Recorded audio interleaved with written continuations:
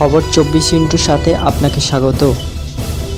নতুন নতুন খবর জানার জন্য আমাদের চ্যানেলে চোখ রাখুন। নমস্কার দর্শক বন্ধুরা, স্বাগত আমাদের এই চ্যানেলে। আরজেডি নেতা তথা বিহারের হাজিপুরের স্থানীয় কাউন্সিলর তার বাড়ির সামনে একটি জামার দোকানে দাঁড়িয়েছিলেন। হঠাৎই বাইকে চেপে অজ্ঞাত পরিচয়ে দুষ্কৃতী হাজির হয়, কাউন্সিলরকে লক্ষ্য করে গুলি চালাতে শুরু করে। প্রকাশ্য রাস্তায় হামলা, কাউন্সিলরের উপরে ধাওয়া করে বাড়িতে ঢুকে ঝাঁঝা করে দিল দুষ্কৃতীরা। নিহত হাজিপুরের স্থানীয় কাউন্সিলর পঙ্কজ রায়। 3 জন অজ্ঞাত পরিচয় দুষ্কৃতী বাইকে চেপে এসে তার উপর হামলা চালিয়েছে বলে জানা গিয়েছে। এই ঘটনাটির প্রতিক্রিয়া দিয়ে আরজেডি নেতা তেজস্বী যাদব লিখেছেন যে বিহারে আবার জঙ্গলরাজ ফিরে এসেছে।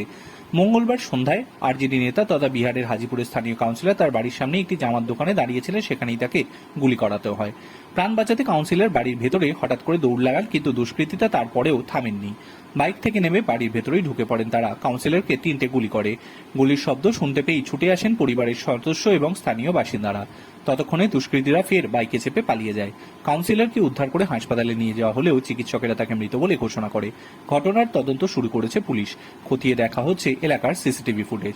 এদিকে দলের কাউন্সিলর খুনের ঘটনায় মুখ্যমন্ত্রী নীতিশ কুমার এবং এনডিএ জোটকেই দুষছেন বিহারের প্রাক্তন মুখ্যমন্ত্রী তথা আরজেডি নেতা তেজস্বী যাদব। তিনি বলেন, নীতিশ কুমারের নেতৃত্বে এনডিএ গুন্ডারা ওয়ার্ড কাউন্সিলর পঙ্কজ রায়কে গুলি করে খুন করেছে। মুখ্যমন্ত্রী এবং তার 2 উপমুখ্যমন্ত্রী শান্তিতে ঘুমোচ্ছেন, আর তাদের গুন্ডারা অশান্তির সৃষ্টি করছে। Bureau report.